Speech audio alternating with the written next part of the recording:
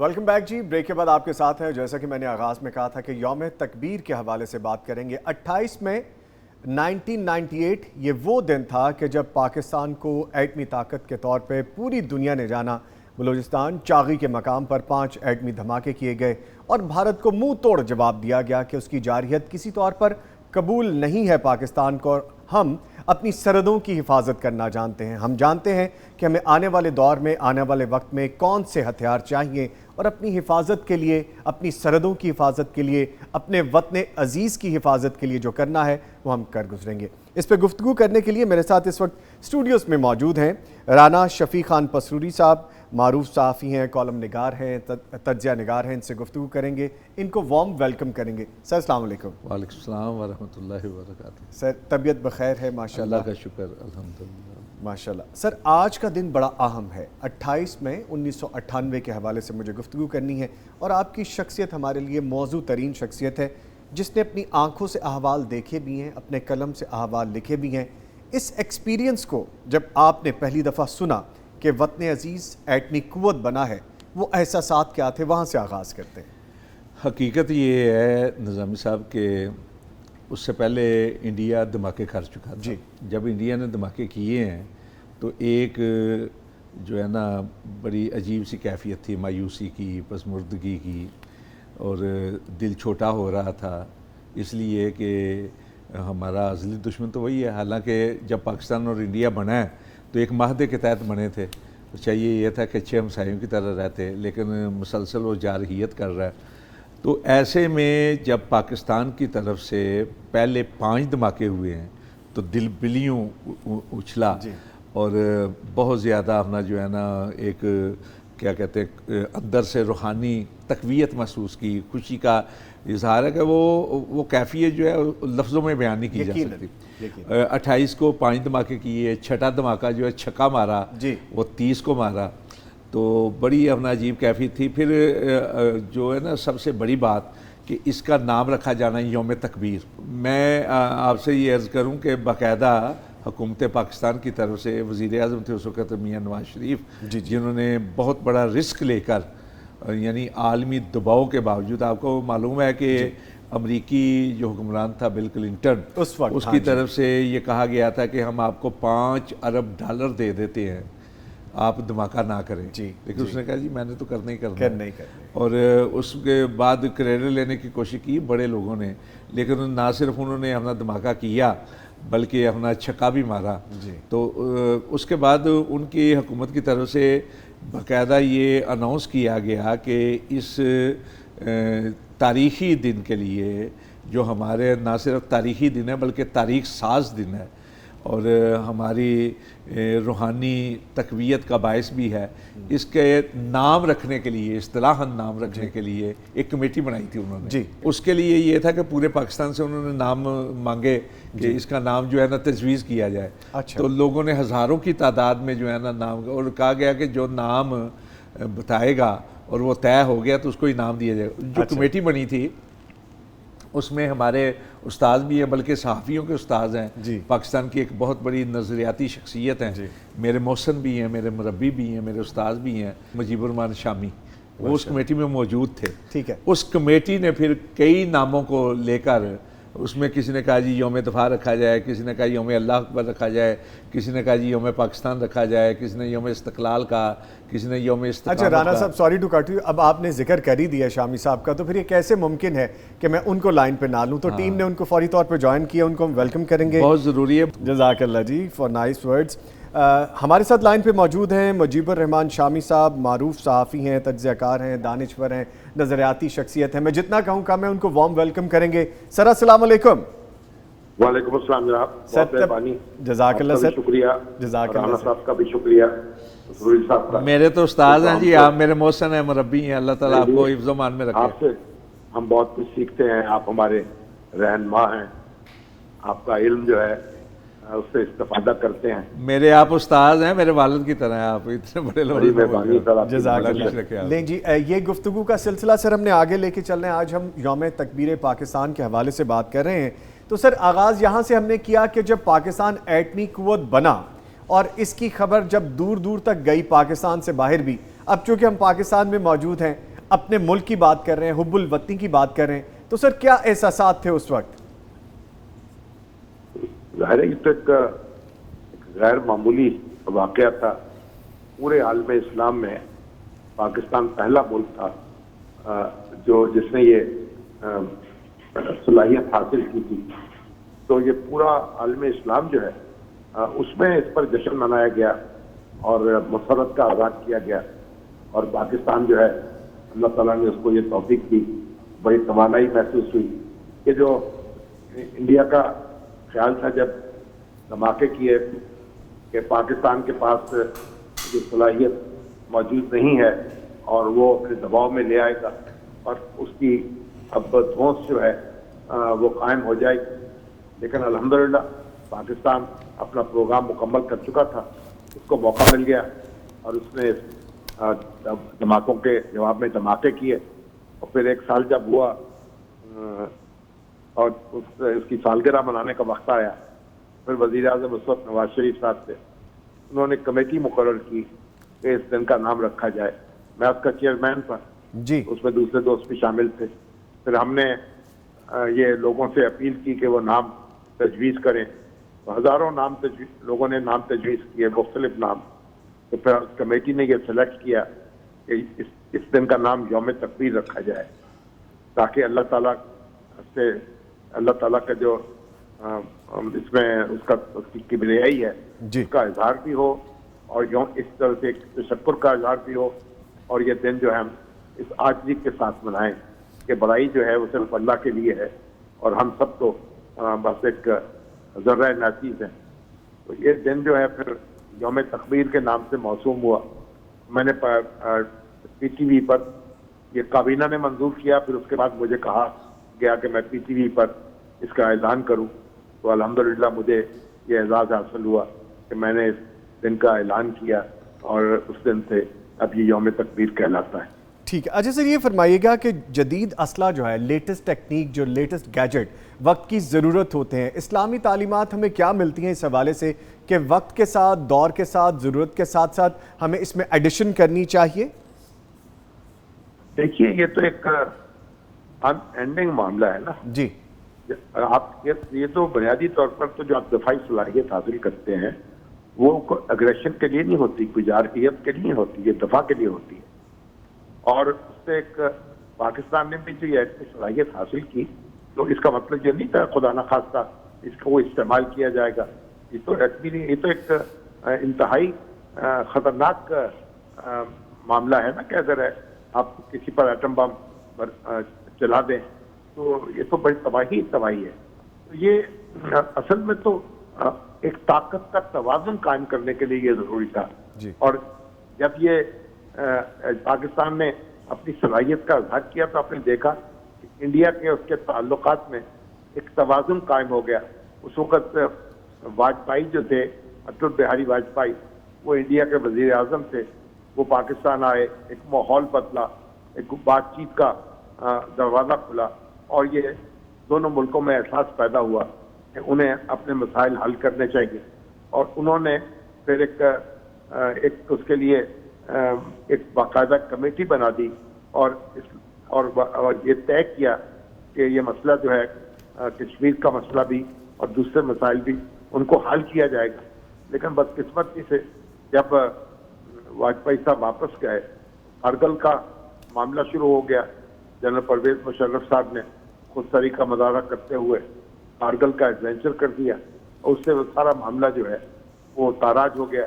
وگرنہ تو جو توازن قائم ہوا تھا اور دونوں ملکوں کے درمیان اس وقت جو فضا تھی اس میں تو ایک بڑا سنہری موقع تھا کہ ہم مسئلہ کشمیر کو حل کرنے کے لیے پیش رفت کر لیتے جی. اور دونوں ملک جو ہیں ایک دوسرے کو کی طاقت کا احساس کرتے ہوئے اور ایک دوسرے کو تسلیم کرتے ہوئے آگے بڑھتے. لیکن سر ہمیشہ تو بھارت کی طرف اگر دیکھیں تو جارحیت ہی نظر آتی ہے. اگر ہم یوم تکبیر کی جس طرح بات کر رہے ہیں, ایٹمی دھماکوں کے حوالے سے دھونس اور اپنی ایک وہ ہوتا ہے نا کہ اپنا ایک روب اور دبدبہ قائم رکھنے کے لیے ہمیشہ سے پاکستان کو آنکھیں دکھاتا رہا بھارت. لیکن جب ایٹمی دھماکے کیے پاکستان نے تو یہ متوازن ہوا, یہ پیرالل ہوئی چیزیں, اس سے بڑا فرق پڑا. ظاہر ہے دیکھیے پاکستان جو ہے وہ کوئی جارحانہ عزائم نہیں رکھتا.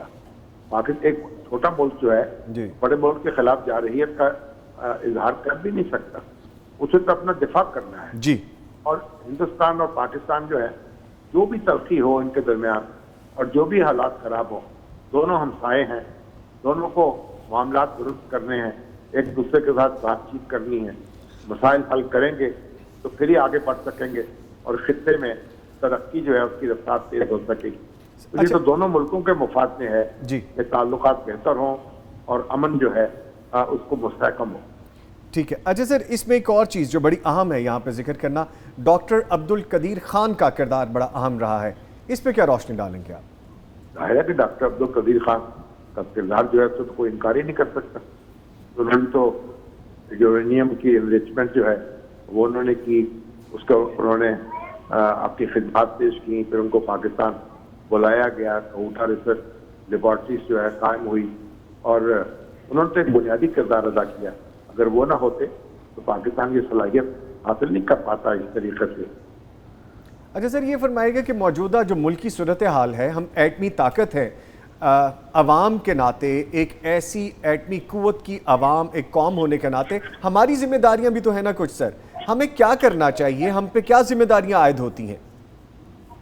پہلے تو ہمیں ایک دوسرے کے ساتھ بہتر تعلقات قائم کرنے چاہیے. ہم تو پاکستان کے اندر جو ہے سیاسی جماعتیں اس طرح برسر پیکار ہیں جیسے دشمن طاقتیں ہوں، اور جس طریقے سے آپ دیکھیں جو ہم نے گزشتہ 4-5 سال میں جو کچھ دیکھا ہے اور جو کچھ بھگتا ہے اور اب بھگت رہے ہیں کہ ہمارے اپنے لوگ جو ہیں وہ اپنی ہماری دفاعی تنصیبات پر حملے کر رہے ہیں، اس طرح یعنی صورتحال خراب کر دی.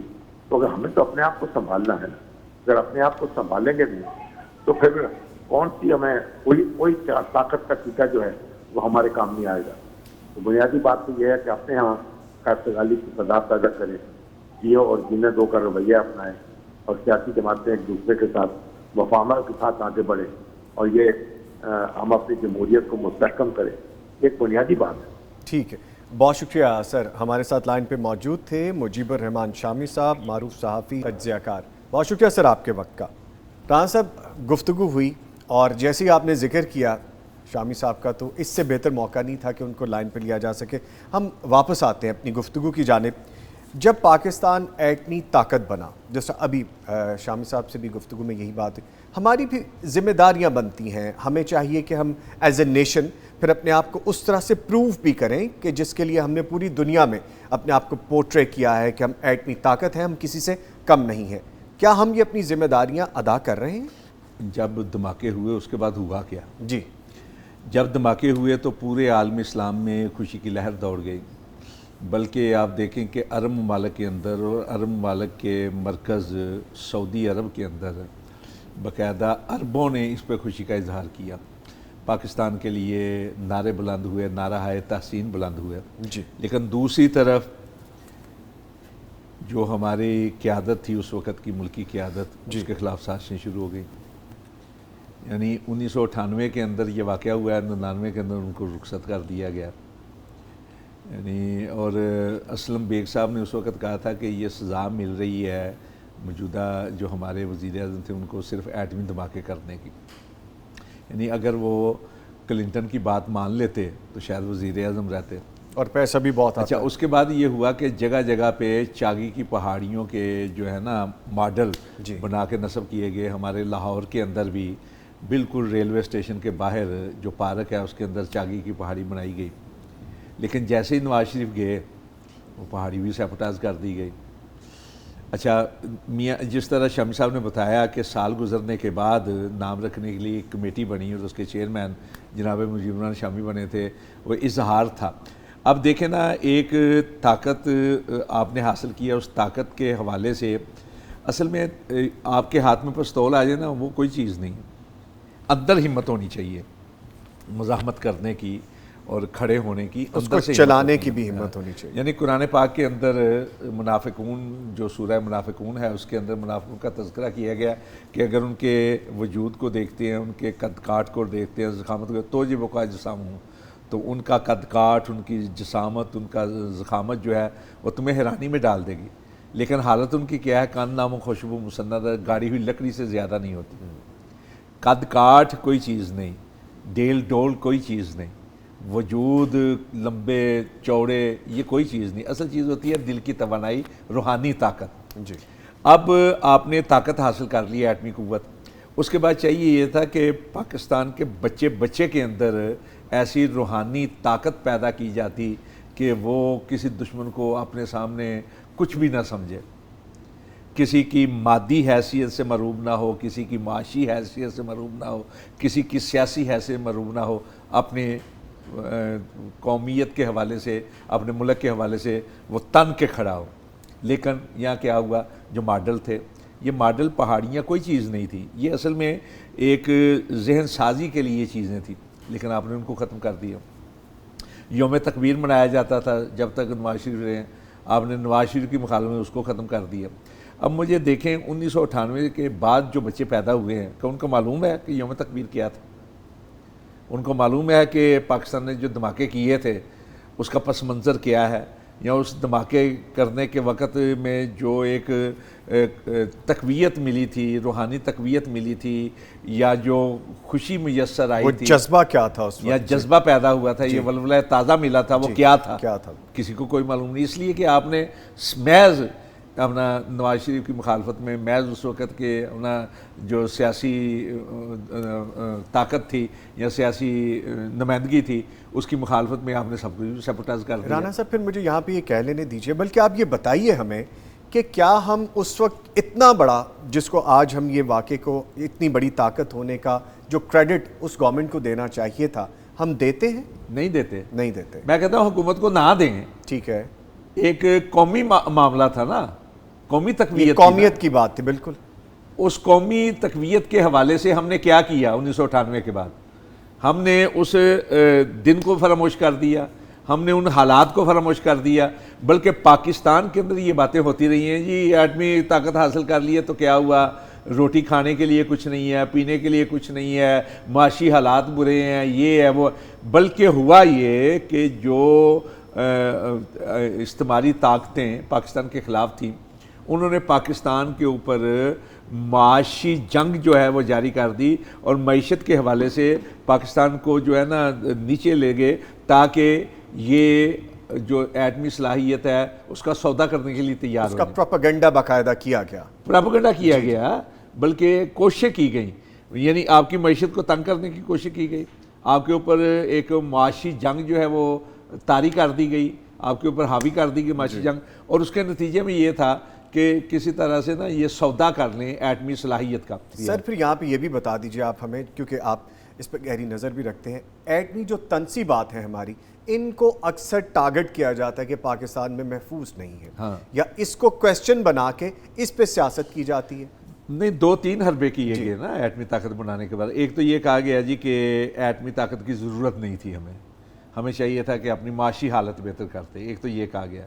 دوسرا یہ کہا گیا جی ایٹم ہم نے کھانا ہے، یعنی اس طرح کی باتیں کی گئی عوام کو جو ہے نا عوام کو بدزن کرنے کے لیے، اور عوام کو بھوکا رکھا گیا اس لیے، اور ایسے حالات پیدا کیے گئے کہ عوام بھوکے مر جائیں، تو ان کے سامنے پھر کہے جی ایٹم کھاؤ جی۔ وہ جس طرح اپنا آتا ہے نا کہ انہوں نے منگولوں نے جا کر کہا تھا کہ ایک شہزادے کو پکڑ کے کہا جی یہ زر و جواہرات کھاؤ، آتا ہے نا، اس طرح یہ حالات پیدا۔ دوسرا یہ کہا گیا کہ ایٹمی طاقت جو ہے نا محفوظ نہیں ہے۔ کیوں نہیں ہے بھائی محفوظ؟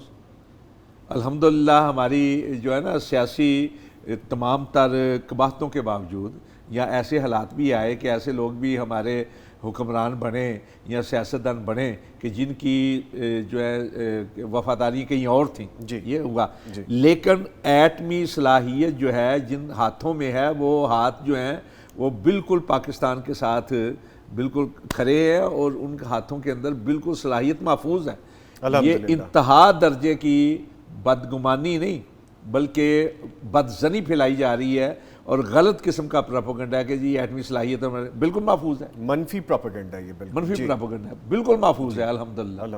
اور یہ جو حالیہ دنوں میں جو واقعات ہوئے ہیں، یہ بھی در حقیقت اسی کا ایک تسلسل ہے، اسی کا تسلسل ہے۔ جو پاکستان کی ایٹمی صلاحیت کو ختم کرنا چاہتے ہیں نا، انہوں نے یہ بتایا کہ جی دیکھیں جو پاک افواج کی تنصیبات ہیں، اگر وہ محفوظ نہیں ہیں عوام پاکستان کے خلاف ہیں، اور یہ بھی اپنا پراپوگنڈا کیا جاتا ہے، بلکہ سوشل میڈیا کے اوپر تو کئی لوگ ایسے ہیں، اللہ معاف کرے، جو پاکستان کے ساتھ تعلق کا اظہار کرتے ہیں، لیکن پاکستان کہ وہ کہتے ہیں کہ فوج کے اندر دراریں پیدا ہو گئی ہیں، فوج کے اندر جو ہے وہ استحکام باقی نہیں رہا، فوج کے اندر گروپ بندی پیدا ہو گئی ہے. یعنی اس طرح کی جو باتیں کی جاتی ہیں وہ فوج کے خلاف نہیں ہے، وہ در حقیقت پاکستان کے خلاف ہے، پاکستان کی جو ہے نا اسلامیت کے خلاف ہے. پاک فوج الحمدللہ ایک ایسا ادارہ ہے کہ جو ہمارے تحفظ اور بقا کا ضامن ہے. بے شک. اور یہاں میں ایک بات اور عرض کرنا چاہتا ہوں، ضمناً بات آ گئی ہے. جی جی. آپ دیکھیں نا، لیبیا ہو، سوڈان ہو، ٹیونس ہو، شام ہو، عراق ہو، یہ جتنے ممالک ہیں، یا افغانستان ہو، سب سے پہلے وہاں کی فوج کو سیپوٹائز کیا گیا، فوج کے اندر دراریں پیدا کی گئیں، فوج کے اپنا جو ہے طاقت اس کو ختم کیا گیا. پھر ان ملکوں کا جو حال ہوا ہے وہ پاکستان کے اندر بھی اگر آپ فوج کو تباہ کریں گے یا سیپوٹائز کرنے کی کوشش کریں گے یا پاک فوج کے خلاف کوئی اقدام، تو در حقیقت پاکستان کے خلاف ایک بہت پاکستان کی سالمیت کے لیے. اچھا سر، یہ فرمائیے گا، بھارت تو ہمارا ازلی دشمن ہے، ہمیشہ میں آنکھیں دکھاتا رہا ہے، ماضی ہو یا ماضی قریب کی بات ہو یا ابھی حالیہ دنوں کی بات ہو. جب ہم کرتے ہیں یوم تکبیر 28 مئی 1998، ہم نے جب ایٹمی دھماکے کیے تو ایک توازن کی فضا آئی اور ان کو بھی سمجھ آئی کہ بھئی اب ذرا ہوش کے ناخن لینے ہیں. تو اس سے ہماری قوت، ہماری ملکی سالمیت، اس کو کتنی تقویت ملتی ہے اس سارے معاملے کے بعد؟ پھر ہمارے اپنے جو غوری ہیں، ہدف ہیں اور ہمارے دفاعی تنصیبات ہیں جو ہم نے اپنے ملک کی سلامتی کے لیے رکھی ہیں. نہیں، دیکھیے، حضرت علامہ اقبال جن کو مصور پاکستان کہا جاتا ہے، انہوں نے بہت پہلے کہا تھا، اور یہ ایک عالمی حقیقت ہے کہ ہے جرم ضعیفی کی سزا مرگ مفاجات. ہے جرم ضعیفی کی سزا مرگ مفاجات. یعنی اگر آپ کمزور ہیں جی تو آپ کو کوئی بھی کھا جائے گا. آپ طاقتور ہوں گے تو آپ کا سکہ چلے گا. یعنی آپ رقبے کے لحاظ سے نہ دیکھیں کسی ملک کو، جی آپ وہاں کی آبادی کے لحاظ سے نہ دیکھیں کہ اس کی تعداد کتنی ہے، آپ یہ دیکھیں کہ وہ ملک کتنا مضبوط ہے. وہ ملک جتنا مضبوط ہوگا اتنا اس کا سکہ چلے گا دنیا کے اندر. یہ ایک عالمی حقیقت ہے. جی. اب پاکستان اگر مضبوط ہے، طاقتور ہے، جی، تو کوئی اس کے ساتھ لڑنے کے لیے تیار نہیں ہوگا. اگر کمزور ہے، اگر آپ کمزور ہوتے نا تو آپ کا حالت جو ہے نا آپ کی نیپال اور بھوٹان جیسی ہوتی. اللہ اکبر. انڈیا جو ہے رقبے کے لحاظ سے، افراد کی تعداد کے لحاظ سے پاکستان سے بہت بڑا ہے. جی. لیکن اگر اس کو ہمت نہیں پڑ رہی پاکستان پہ کھلم کھلا جارحیت کی، تو اس کی وجہ یہ ہے کہ وہ سمجھتا ہے کہ پاکستان کے پاس ایک طاقت موجود ہے. ماشاءاللہ پاکستان بھی صرف ایٹمی اپنا جو ہے نا ایٹم بم بھی نہیں ہے، جی، بلکہ آپ نے ایسے میزائل تیار کر لیے ہیں جن کے اوپر ایٹمی طاقت جو ہے اس کو استعمال کیا جا سکتا ہے، اور اس کے اوپر ایٹم بم جو ہے نا چھوٹے چھوٹے حیثیت میں وہ فٹ کیے جا سکتے ہیں اور ٹارگٹ تک پہنچایا جا سکتا ہے. بلکہ یہ کہا جاتا ہے کہ ایک ضیاء الحق کے دور کے اندر ایک موقع ایسا آیا تھا کہ اس وقت راجیو گاندھی تھے غالباً، یا راجیو گاندھی تھے جو وزیر اعظم تھے انڈیا کے. تو ایک موقع ایسا ہے کہ جب پتہ چلا کہ جا رہی ہے تو ضیاء الحق بغیر دعوت کے جی پہنچ گئے تھے، کرکٹ میچ دیکھنے کے لیے پہنچ گئے. اور کہا یہ جاتا ہے کہ انہوں نے راجیو گاندھی کے ساتھ ملتے ہوئے کان میں کہا کہ ہم ایٹمی طاقت ہیں. ہاں، سرپرائز دیں گے ہم آپ کو پھر. یہ ٹھیک ہے. اچھا سر، یہاں سے مجھے ایک چھوٹا سا سروے ایڈ کرنے دیجئے. پچھلے سال کا ایک سروے ہے جی، میں آپ سے شیئر کروں کیونکہ ابھی اس کے سٹیٹسٹکس نئے نہیں آئے. جو پچھلا سروے تھا اس کے مطابق رپورٹ ہے جس میں روس کے پاس 5977 5977، امریکہ کے پاس 5428 5428، چین کے پاس 350، فرانس کے پاس 290، برطانیہ کے پاس 225، پاکستان کے پاس 165 165 اور انڈیا کے پاس 160، اسرائیل کے پاس 90 اور شمالی کوریا کے پاس 20 ایٹمی میزائل موجود ہیں جو ڈیفینیٹلی اس سال انکریز کریں گے اور یہ تعداد بڑھے گی. رانا صاحب، میں آپ سے یہ بات کرنا چاہوں گا کہ انڈیا کی جب ہم بات کرتے ہیں ان کا زیادہ تر فوکس اپنے دفاع پہ ہے، اپنی فورسز پہ ہے، اپنی عوام پہ نہیں ہے. آپ دیکھیں وہاں پہ مہنگائی ہے، لوگ فٹ پاتھ پہ سوتے ہیں، خاندان کے خاندان آباد ہیں، لیکن وہ بہت زیادہ اماؤنٹ، اپنا بہت زیادہ سرمایہ، اپنی ساری اکانومی فوکس کرتے ہیں اسی چیز پہ. تو یہ بیہیویئر ہے، جاریت پہ رہنا ہے اور ہمیں ایک توازن برقرار رکھنے کے لیے اس کا جواب دینے کے لیے تیار رہنا ہے. میں کہتا ہوں صرف انڈیا کے حوالے سے نہیں ہمیں تیار ہونا چاہیے، بلکہ یہ اسلام کا حکم ہے، قرآن پاک میں اللہ رب العزت کا حکم ہے، رسول پاک کی تعلیمات ہیں، اعدوا لہم ما استطعتم من قوۃ، کہ اپنے آپ کو مضبوط رکھو قوت کے ساتھ، تیاری کیے رکھو۔ اللہ رب العزت کا حکم ہے کہ تیاری کرو قوت حاصل کرنے کے لیے۔ تو رسول پاک صلی اللہ علیہ وسلم کا بھی ایک فرمان ہے کہ الا ان القوۃ الرمی، کہ بے شک قوت جو ہے نا پھینکنا ہے۔ رمی کا بعض لوگ ترجمہ کر دیتے ہیں تیر اندازی، صرف تیر اندازی نہیں، اس کا مطلب پھینکنا ہوتا ہے۔ تو یہ اتنا وسیع المعانی ہے کہ موجودہ جتنے بھی جدید اسلحہ ہے یا جتنے بھی جدید ذرائع ہیں جن کے ذریعے سے ہم دور تک پھینک سکتے ہیں، میزائل وغیرہ سارے کے سارے اس میں آ جاتے ہیں۔ تو یہ رسول پاک صلی اللہ علیہ وسلم کی باقاعدہ تعلیم ہے مسلمانوں کے لیے کہ وہ اس کے، اب دیکھیں آپ تاریخ میں نظر ڈالیں، مجنیک سب سے پہلے مسلمانوں نے استعمال کی۔ یہ جو پھینکنا تھا اپنا کیا کہتے ہیں آتشی گولے وغیرہ جو جدید شکل میں میزائل وغیرہ، یہ بھی مسلمانوں ہی نے تیار کیے تھے۔ لیکن اس وقت کیا ہے کہ جہاں مسلمانوں کی فوج ذرا طاقتور ہوتی ہے وہاں سازشیں شروع ہو جاتی ہیں۔ پاکستان کے حالیہ دنوں کے اندر دیکھیں آپ سیاست میں کسی کے ساتھ کوئی بھی اختلاف کر لیں، لیکن پاکستان کی فوج جو ہے اس وقت، پاکستان کو اسلام کا قلعہ کہا جاتا ہے، اور پاکستان کی فوج جو ہے اس کی شناخت باقاعدہ اسلامی فوج کی ہے۔ اس کی چھاؤنیوں کے اندر جو نعرے لکھے ہوئے ہیں وہ اسلامی شناخت کے نعرے ہیں۔ ان کے خلاف جو ہے نا سب سے بڑی سازش وہ یہی ہے کہ اس کو سیپوٹاج کیا جائے، اس کی قوت کو ختم کیا جائے۔ ٹھیک ہے، یہ باقاعدہ حکم ہے کہ اپنے بچوں کو آپ تیر اندازی سکھائیں۔ تیر اندازی کا مطلب یہ ہے کہ اپنے بچوں کو فوجی صلاحیت سے مالا مال رکھیں۔ کبھی ہوتا تھا کہ ہمارے کالجز کے اندر باقاعدہ ٹریننگ ہوتی تھی اپنا دفاع کے حوالے سے، لیکن پتہ نہیں کیوں وہ ٹریننگ ختم کر دی۔ ٹریننگز کی آپ بات کر رہے ہیں؟ اچھا ہیں این سی سی ٹریننگز جو فوج کی ہوتی باقاعدہ تھی نا، تربیت، اب کیوں نہیں ہوتی؟ جی ہم نے اپنے بچوں کو کیا کیا، ہم نے بچوں کو جو ہے نا وہ بنا دیا ہے، ہم نے بس کھلنڈرا بنا دیا ہے، لیکن ہم نے جو ہے نا ایک مجاہد نہیں بنایا۔ مسلم مجاہد کا مطلب یہ نہیں ہوتا کہ جو جارے ہو، مجاہد کا مطلب یہ ہوتا ہے کہ آپ اپنے طور پہ تو تیار ہوں، توانا ہوں۔ مجاہد کا مطلب یہ ہوتا ہے کہ جہاد جو ہے ہمارے وجود کا حصہ ہے۔ بیوٹیفل، اچھا یہ جو ہے نا چیز، اس کی طرف ہمیں توجہ دینی چاہیے۔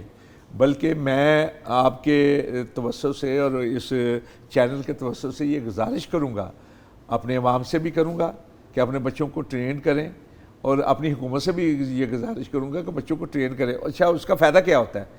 جذبہ جہاد سے آپ کی جو ذہنی صلاحیتیں ہیں یا جسمانی صلاحیتیں ہیں ان کو ایک رخ مل جاتا ہے، اور وہ رخ جو ہے وہ مثبت ہوتا ہے، منفی نہیں ہوتا۔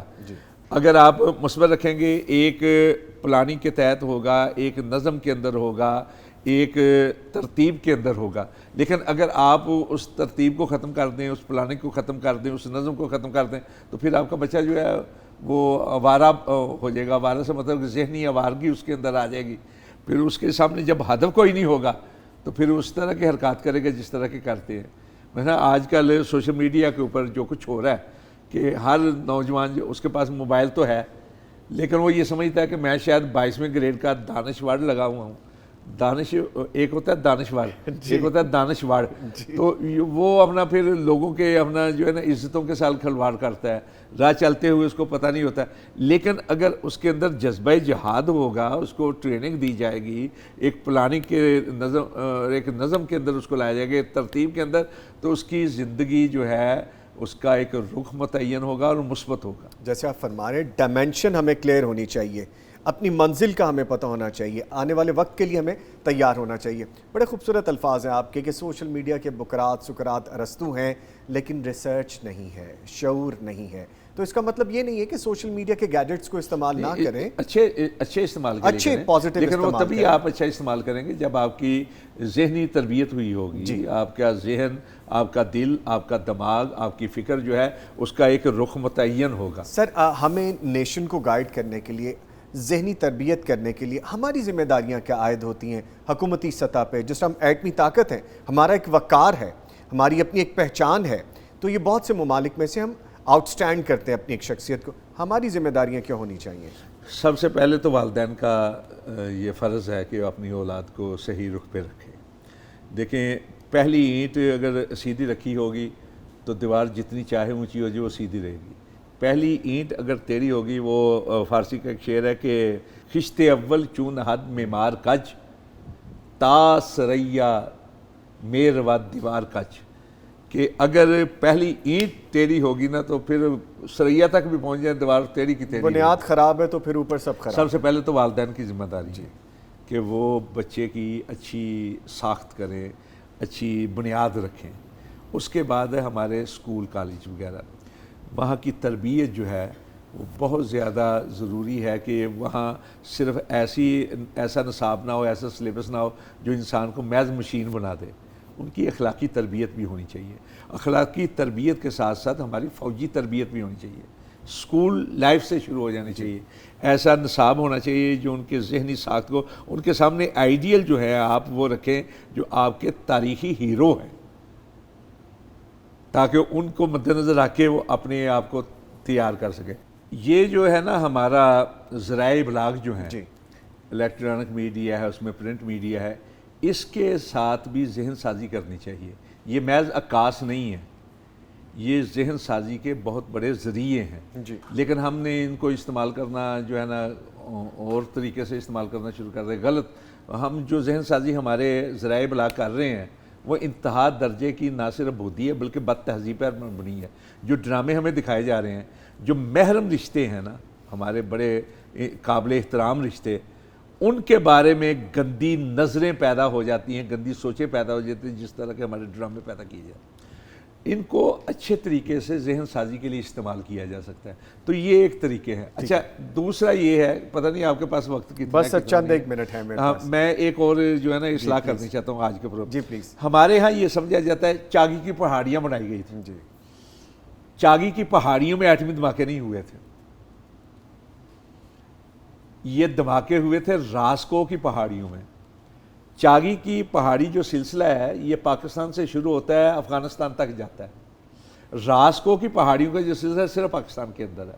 آپ کوئٹہ سے ایران کی طرف جائیں نا تو چاگی کی پہاڑیاں جو ہیں وہ شمال کی طرف ہیں، راسکو کا سلسلہ جو ہے جنوب کی طرف ہے. تو سر چاگی کو پھر کیوں پوائنٹ آؤٹ؟ ضلع چاگی ہے. اچھا ضلع چاگی. اور ضلع چاگی جو ہے یہ پاکستان کا شاید سب سے بڑا ضلع ہے. اور اس کی یہ صورتحال ہے کہ ہم نے تو وہ علاقہ دیکھا ہونا، 562 کلومیٹر کے اندر 2 افراد ملیں گے آپ کو. اچھا آبادی کام ہے. بلکہ اس کو چنا اس لیے گیا تھا کہ یہ جو اپنا پہاڑی سلسلہ راسکو کا پہاڑی سلسلہ جس جگہ پہ دھماکے ہوئے ہیں اس کے قریب چھتر کے نام سے ایک گاؤں تھا. اس کے اندر ٹوٹلی آبادی جو تھی وہ 200 نفوس پر مشتمل تھی. اچھا. تو ان کو وہاں سے اٹھا کر کو تقریباً کافی دور کو 100 سے زیادہ کلومیٹر یا کم ہوگا، کلی اعظم کے نام سے ایک آبادی ہے، وہاں ان کو منتقل کیا گیا. تو اس لیے چنا گیا تھا ایک تو یہ کہ راسکو کا یہ سلسلہ جو ہے بڑے مضبوط پہاڑ تھے، اور پھر 163 یا 147 کے قریب کلومیٹر اندر سرنگ ترچھی سرنگ بنائی گئی تھی. 5 دھماکے ہوئے راسکو کے پہاڑی سلسلے کے اندر، اور چھٹا جو ہے نا دھماکہ وہ خاران ضلع کے صحرا کے اندر کیا گیا تھا. تو پہلے جو 5 دھماکے ہوئے یہ ضلع چاگی تھا، اور چاگی ایک چھوٹا سا گاؤں ہے. ٹھیک ہے. اس کا جو ہیڈ مقام ہے نا ہیڈ کوارٹر جو ضلعی ہیڈ کوارٹر ہے وہ نوشکی ہے. ٹھیک ہے. اور وہاں جو رہنے والے جو لوگ ہیں وہ براہوی زبان استعمال کرتے ہیں. ٹھیک سر، بڑی انفارمیشن ہے اور بڑی چیزیں ہیں جو کہ ہم ڈسکس کر بھی سکتے ہیں، لیکن چونکہ وقت کی قید رہتی ہے ہمیں، تو ہمیں ہمیشہ سے کہیں نہ کہیں گفتگو کو کلوز کرنا پڑتا ہے. بہرحال آپ کی تشریف آوری کا بہت شکریہ. 28 مئی کے حوالے سے آج کچھ نئی چیزیں بھی آپ نے ہمیں ایڈ آن کر کے بتائیں جو شاید عام ہمارے ویور کو پتہ نہ ہو، اور سننے سے یہ لگے گا کہ وہ چاگی کا جو مقام تھا اصل میں اس کو کیوں پوائنٹ آؤٹ کیا گیا، اصل میں کہاں پہ دھماکے کیے گئے، اور اس کا جو پس منظر تھا وہ آپ نے بیان کیا. آپ کی تشریف آوری کا بہت شکریہ. جی ہمارے ساتھ موجود رہے جناب رانا شفیع خان پسروری صاحب، معروف صحافی ہیں، کالم نگار ہیں، ہمارے سینئر ساتھی بھی ہیں، اور انہوں نے جو گفتگو کی اس میں بہت سی چیزیں آپ نے بھی نئی سنی ہوں گی. یقیناً یہ انفارمیشن میں اضافہ ہے. آپ کو مزید بھی ایسی اور چیزیں ہم بتانے والے ہیں، اور ہم اپنے ایک اور مہمان کو بھی مدعو کرنے والے ہیں. مزید گفتگو ہوگی، ہمارے ساتھ رہیے.